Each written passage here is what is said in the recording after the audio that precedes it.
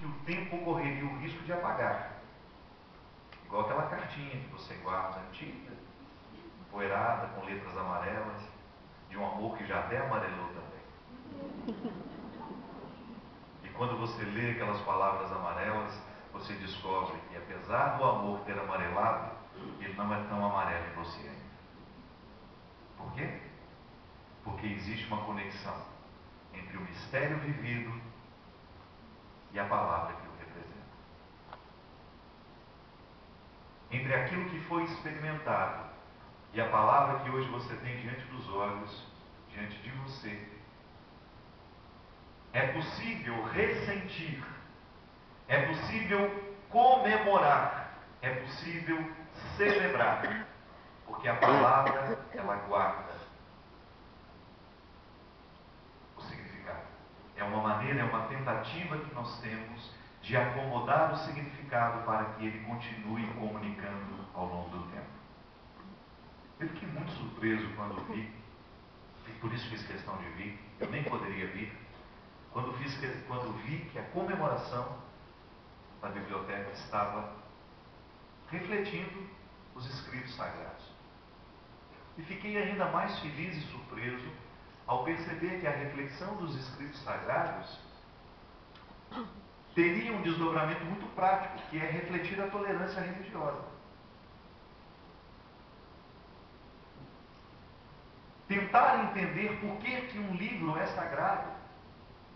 A partir disso que eu estou dizendo, é um humano que escreve. Nasce de mãos humanas, nasce de experiências humanas. As Sagradas Escrituras, elas nascem de experiências humanas. Alguém como eu, alguém como você, que um dia viveu e experimentou um fato, um determinado acontecimento, e não gostaria que aquilo deixasse de ser contado, de ser esclarecido para futuras gerações. É um fato saindo do lugar comum. Eu não quero que ele seja esquecido. Então, o registro, a letra, é uma tentativa de salvaguardar o significado do ocorrido, do acontecido. Vocês, por exemplo, têm os filhos de Nazaré. Você vai entender perfeitamente o que eu estou dizendo. Como que a descrição, a letra, por mais que você se empenhe, ela é limitada. Digamos que você seja colocado lá no Japão. Você vai visitar o Japão e você é colocado na frente de um tanto de japoneses assim. Um número assim como eu estou diante de vocês. E aí, você vai ter que dar notícias sobre o Pará. Os japoneses estão loucos para saberem notícias do Pará. E de repente, um infeliz daquele japonês faz a pergunta que eu acho a mais, porque eu não sou paraense e eu acho a mais cruel. O que é o Círio de Nazaré? Não dá para explicar. Eu tenho vontade de chorar quando alguém me pergunta. Não dá para explicar. Como tem vontade de chorar também de vez em quando alguém pergunta, quem é você? Quer pergunta mais ingrata do que essa? Porque se você for dar uma definição prática do Círio de Nazaré, você já está traindo o que acontece aqui, no segundo domingo de outubro. Olha que tristeza. O Círio de Nazaré é uma procissão. Mas é verdade que é uma procissão. Estou mentindo? Não. Aí você vai dizer, aí o japonês continua assim.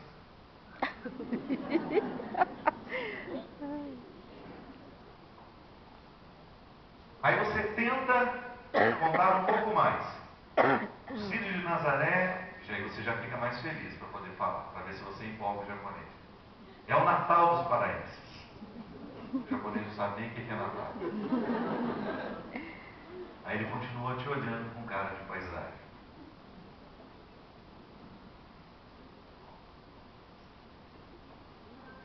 Você não tem como descrever o Círio de Nazaré. Qualquer coisa que você tentar escrever do ponto de vista denotativo, vamos lembrar a regra do português, o que é denotativo? Tem sentido denotativo e sentido conotativo. Denotativo diz respeito ao quê? Ao que é a realidade. Né? Se você tiver que fazer uma representação denotativa do que é o Círio de Nazaré, você não vai ficar satisfeito com o que você vai dizer, porque você vai se sentir um traidor do seu povo, um traidor da sua cultura. Não há palavra que possa alcançar o que acontece pelas ruas de Belém naquele dia. Não há nenhuma palavra que seja capaz, do ponto de vista denotativo, de contar o que é o Círio de Nazaré. Agora veja bem, o escritor sagrado precisou fazer isso quando ele tinha que contar o que foi a passagem do povo israelita pelo Mar Vermelho. Ele precisou escrever. Ele precisou dizer para que o acontecimento não caísse no esquecimento. Ele tinha que utilizar-se da linguagem para poder explicar que naquele dia Moisés recebeu um chamado, uma promessa havia sido feita, que aquele povo alcançaria a liberdade e que teria que marchar na direção da terra prometida. Aí você tem toda a narração no Êxodo, na passagem. Só que lá você vai encontrar uma palavra o tempo todo tocada pelo sentido conotativo do fato. Volta ao Círio de Nazaré. Lembrei agora de uma coisa. Eu preciso dizer alguma coisa sobre o Círio de Nazaré. Não sei. Tenho dificuldade. Estou diante dos japoneses. Aí eu prefiro cantar. Meu filho, vês aquela claridade, é a cidade na escuridão.